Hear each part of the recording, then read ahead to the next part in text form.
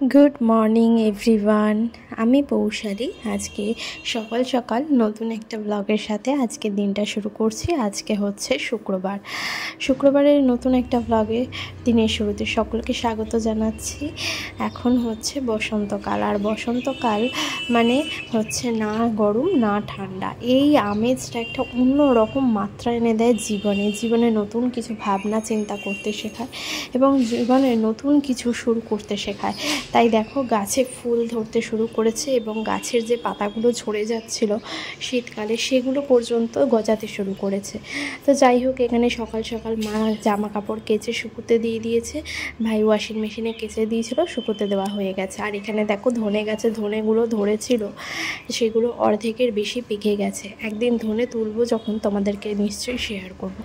আর এই যে এই গাছটা কি, পাতাটা দেখে আমি বুঝতে পারছি না কি গাছ এটা, তবে তোমরা যদি কেউ জেনে থাকো আমাকে অবশ্যই বলবে।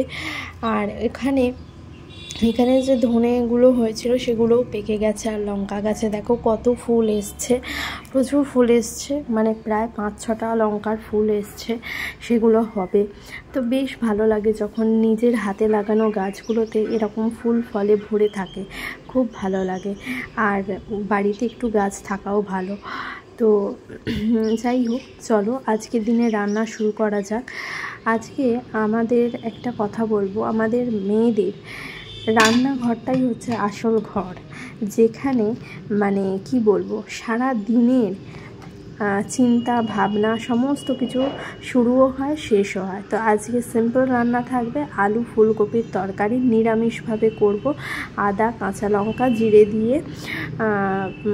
এটা থাকবে একটা ফুলকপির তরকারি। আর থাকবে হচ্ছে দিনের বেলা ডাল থাকবে, মুসুর ডাল, পাতলা করে মুসুর ডাল তৈরি করব, যেটা ভাতের সাথে খাওয়া যাবে। আর কুমড়ো একটু বেসন দিয়ে ভাজবো, কুমড়ো আর কুমড়ো ফুলের বড়া বেসন দিয়ে ভাজবো। তো আগে আমি নিরামিষ যে তরকারিটা করা, সেটার জন্য আমি কপি আর আলুটা একটু প্রেশার কুকারে সেদ্ধ করে নেব, একটা সিটি দিয়ে জলটা ফেলে দেবো। আর এখানে আমি ডালের জন্য, মানে ডালটা সেদ্ধ হয়ে গেছে, ডালটা সাঁতলানোর জন্য দেখো আদা শুকনো লঙ্কা কালো জিরে ফোড়ন দিয়েছি, দিয়ে এবার পাতলা করে যে মসুর ডালটা সেটা সাঁতলানোর জন্য হালকা একটু পেঁয়াজ দেবো। একটা মিডিয়াম সাইজের পেঁয়াজ, মানে ছোট্ট মিডিয়াম সাইজের পেঁয়াজ কেটে নিয়েছি, সেটা দিয়ে হালকা করে ডালটা করব একদম পাতলা করে, যেটা ঘরোয়াভাবে আমরা খেয়ে থাকি, বেশ ভালো লাগে প্রথম পাতে ডাল দিয়ে খেতে, সেই রকমই করব। তো চলো পুরো ব্লগটা দেখতে থাকো। আর আমার এই পুরো ব্লগটা দেখে অবশ্যই কিন্তু আজকে কমেন্ট করবে তোমরা, কারণ তোমাদের কারোর কমেন্ট আমি পাই না কখনো, যে তোমাদের কেমন লাগছে না লাগছে, আগামী দিনে তোমরা কীরকম ভ্লগ দেখতে চাও, আমি এই ভ্লগের মধ্যে কী ধরনের কি অ্যাড করলে তোমাদের ভালো লাগবে, সেগুলো সব তোমাদের থেকে আমি জানতে চাই। তো যাই হোক, এই দেখো আমি এখানে কপি আর আলুটা সেদ্ধ বসিয়ে দিচ্ছি, এখানে একটুখানি ভাপিয়ে নেব আর কি, একটা সিটি দিয়ে জলটা ফেলে দেবো। কারণ কপি যদি এমনি করি না ভাপিয়ে, তাহলে না অনেকে গ্যাস হয়, যেটা আমার মায়ের হয় আর কি, তো সেটাতে না হয় তার জন্য। তো এখানে কপি সেদ্ধও হয়ে গেছে, এবার একটা সিটি হলে নিভিয়ে দেবো। তো ওদিকে ডালও আমার কমপ্লিট আর এদিকে কপিও কমপ্লিট। এবার কপিটা নামিয়ে তারপর কপির তরকারি করব, তারপর হবে পার্শে মাছটা হবে, আর হবে হচ্ছে খয়রা মাছটা। এবার দেখি মা কি অদল বদল করে, কারণ একদিনে দুটো মাছ তো সেরকমভাবে খাওয়া হবে না। আর রাত্রিবেলা যেহেতু কপির তরকারি থাকবে রুটি দিয়ে, তাই মা বলল যে খয়রা মাছটা আজকে করতে হবে না, ওটা অন্য কোনো একদিন করতে। তো আজকে পার্শে মাছের ঝাল হবে, সর্ষে বাটা দিয়ে, আলু সর্ষে বাটা দিয়ে পার্শে মাছের ঝাল। আর পার্শে মাছগুলো এত ফ্রেশ ছিল, মানে কি বলবো, আগের দিন তোমরা দেখেছিলে আগের ব্লগটা, আর যদি আগের ব্লগটা কেউ দেখে না থাকো ডিসক্রিপশানে লিঙ্ক দেওয়া থাকবে, অবশ্যই দেখে চেক করে নিতে পারো। যারা ফেসবুক থেকে আমার ব্লগ দেখছো তারা অবশ্যই ফেসবুকে একটু ফলো করে দিও, আর যারা ইউটিউব থেকে আমার ব্লগ দেখছো তাদেরকে একটাই অনুরোধ, ব্লগটা ভালো লাগলে অবশ্যই লাইক শেয়ার অ্যান্ড সাবস্ক্রাইব করে পাশে থাকবে। তো চলো পুরো ব্লগটা দেখতে থাকো, আর কেমন লাগলো অবশ্যই জানাবে।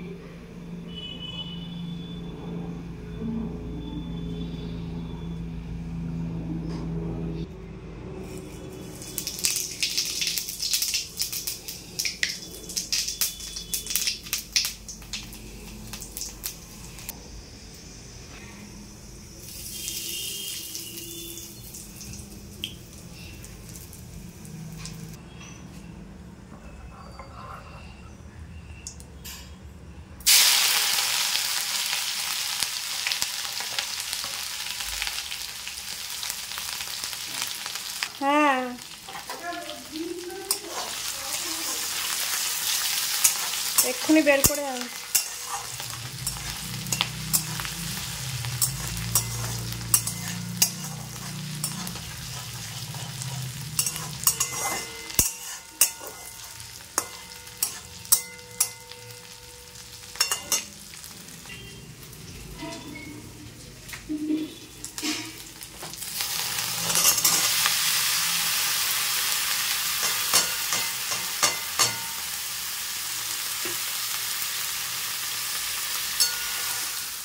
এদিকে কপির তরকারিটা একটুখানি ভাজা ভাজা করে নিই, কারণ যেহেতু সেদ্ধ করেছি একটুখানি যদি ভাজা ভাজা না হয় মশলাগুলো ভেতরে ঢুকবে না। তো এদিকে কপির তরকারিটা আমি দেখো হয়েই এসছে প্রায়, একটুখানি জলটা মরলেই আমি তারপরে রান্নাটা শুরু করবো। আর এখানে ফ্রিজ থেকে দেখো মাছটা বের করে এনেছি, মাছটা একটু ডিফ্রস্ট করে নিচ্ছি। আর এইটাতে তেল আছে, মাছের তেল, মাছের তেলটাও করে নেব। আর আজকে তাহলে হচ্ছে মাছের তেল, পার্শে মাছের ঝাল, আর আলু ফুলকপির তরকারিটা তো রাত্রে রুটি দিয়ে খাওয়া হবে, আর দিনের বেলা থাকবে ডাল। তাহলে একদম সিম্পল, যেটা আমাদের মধ্যবিত্ত পরিবারে একদম খাওয়ার জন্য উপযোগী সেই রকমই আর কি করে নেওয়া হলো খাবারে। তো এখানে ডিফ্রোস্ট হতে থাক মাছগুলো, ডিফ্রোস্ট হয়ে গেলে মাছেতে নুন হলুদ সমস্ত কিছু মাখিয়ে নেব।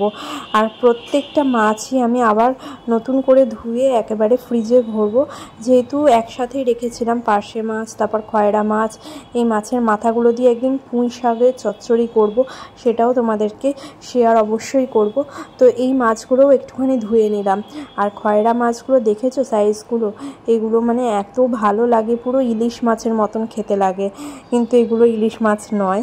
আর এটা হচ্ছে পার্শে মাছের মাথাটা, যেটা আমি পুঁই শাক চচ্চড়িতে দেবো পরে একদিন, যেটা করব তোমাদেরকে অবশ্যই দেখাবো। এখানে মাছে নুন হলুদ মাখিয়ে রেখেছিলাম, এবার হালকা হালকা করে ভেজে নিচ্ছি।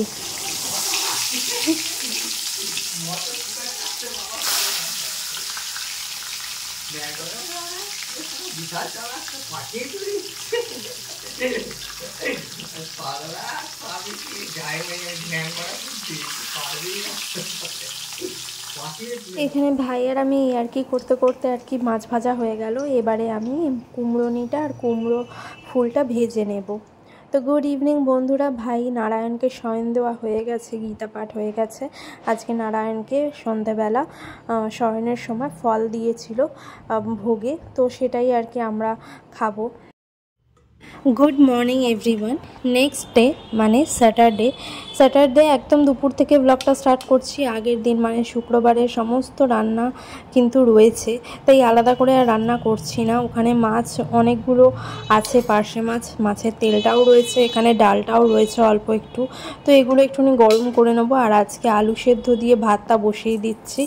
আর ভাতের চালটা বলে দিয়েছে মিনিকিট, বাট এই ভাতের চালটা না অতটাও ভালো হয় না, কারণ দুখানা সিটি দিলে তবে গিয়ে, দুখানা সিটি দেওয়ার পরেও বেশ খানিকক্ষণ রাখতে হয়, তবে গিয়ে ভাতটা একটু বাড়ে এবং ভাতটা একটুখানি নরম হয়, তা নাহলে পুরো চাল চাল থেকে যায়। এই চালের দোকানটা ভাবছি এবারে চেঞ্জ করব, কারণ চালটা যেটা বলেছিলাম বা আগের বার যে চালটা নিয়েছিলাম মিনিকিটের, সেই চালটা এবারে দেয়নি, জানি না কেন। তো দেখে বলেই নিয়েছিলাম যে এই চালটাই নেব। তো যাই হোক, বলেও ছিল যে ভালো হবে চালটা, কিন্তু খুব একটা ভালো না। তো যাই হোক, একটা আলু সেদ্ধ দিয়ে ভাতটা বসিয়ে দিচ্ছি।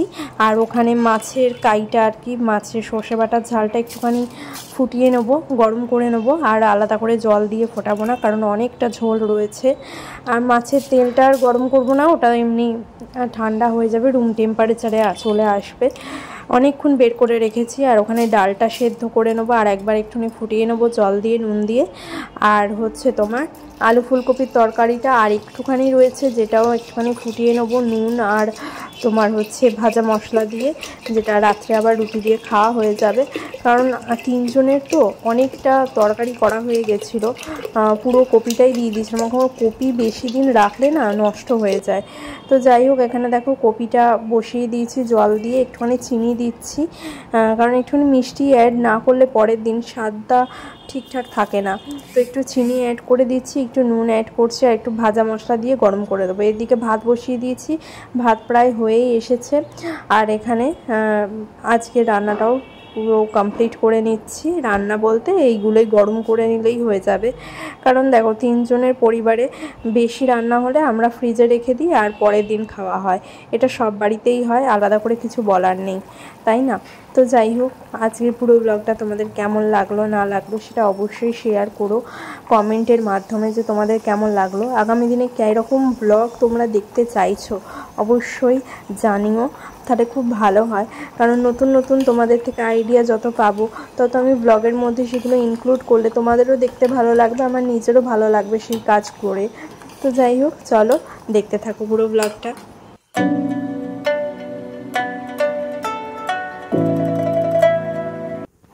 আগের দিন মার্কেটে গেছিলাম, তো ফুচকার এই পাঁপড়গুলো কিনেছি। এই পাঁপড়গুলো 250 গ্রাম নিয়েছে 20 টাকা, তো 40 পিস মতন রয়েছে। তো মা অনেক দিন ধরে বলছিল একদিন বাড়িতে ফুচকা বানাতে, তো এই পাঁপড়গুলো কিনে আনি, ফুচকার এই পাঁপড়গুলো, যাতে তাড়াতাড়ি চটজলদি ভাজা হয়ে যায়। আর এগুলোতে আলু ভরে খেতে দারুণ লাগে। গুড ইভিনিং বন্ধুরা, আমাদের ব্লগ তোমাদের কেমন লাগবে জানাবে। এখন আমি জামা কাপড়গুলো তুলবো বিকেলবেলা।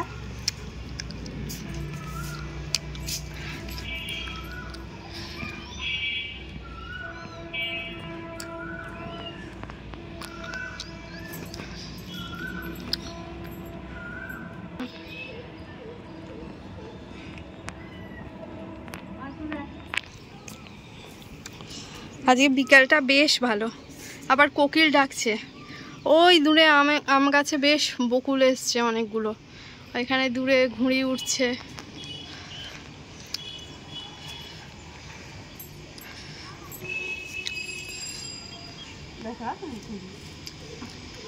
আর এখানে দেখো সূর্য অস্ত যাচ্ছে, কি সুন্দর আকাশের রংটা হয়েছে দেখো।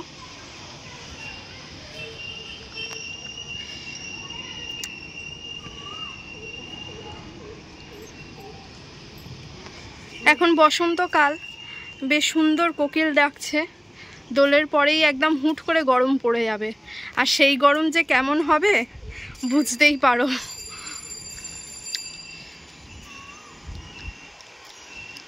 আগে আমাদের ছাদ থেকে অনেক দূর পর্যন্ত দেখা যেত, কিন্তু এখন প্রচুর ফ্ল্যাট বাড়ি এইসব মানে এত পরিমাণে হয়ে গেছে যে বেশি দূর আর দেখা যায় না।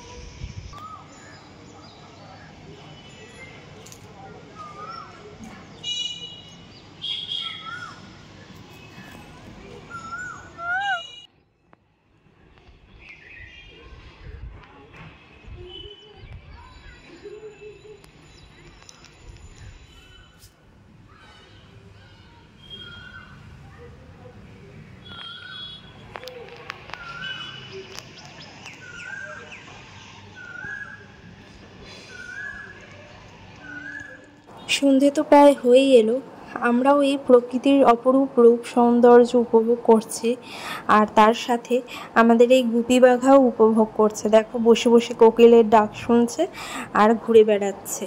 তো যাই হোক, চলো বন্ধুরা, ভাই সন্ধেটা দিয়ে নিলে আজকে ভেবেছি বিকালে চা আর একটুখানি পেঁয়াজি বানাবো। তো আজকে চায়ের সাথে টায়ের বেশ কম্বিনেশনটা ভালোই হবে, চা আর পেঁয়াজি।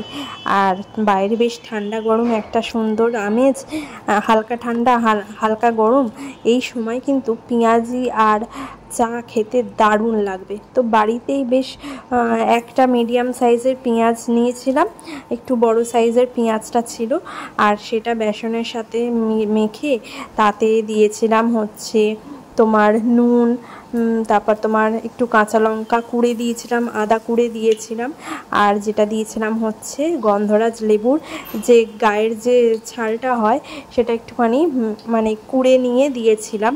বেশ ভালো একটা অন্যরকম টেস্ট পেয়েছিলাম, খুব সুন্দর হয়েছিল খেতে। তো তোমরা কারা কারা এরকম চায়ের সাথে চাটা খেতে ভালোবাসো অবশ্যই কমেন্টে জানিও। চলো আজকে এতটুকুই এই ব্লগটা, আবার কোনো নতুন একটা ব্লগে তোমাদের সাথে দেখা হবে। ততক্ষণের জন্য আজকে এতটুকুই রাখলাম, আবার একটা নতুন ব্লগে দেখা হচ্ছে। টাটা, সবাই ভালো থেকো, সুস্থ থেকো, আর সকলে আনন্দে কাটিও নিজেদের জীবনটা।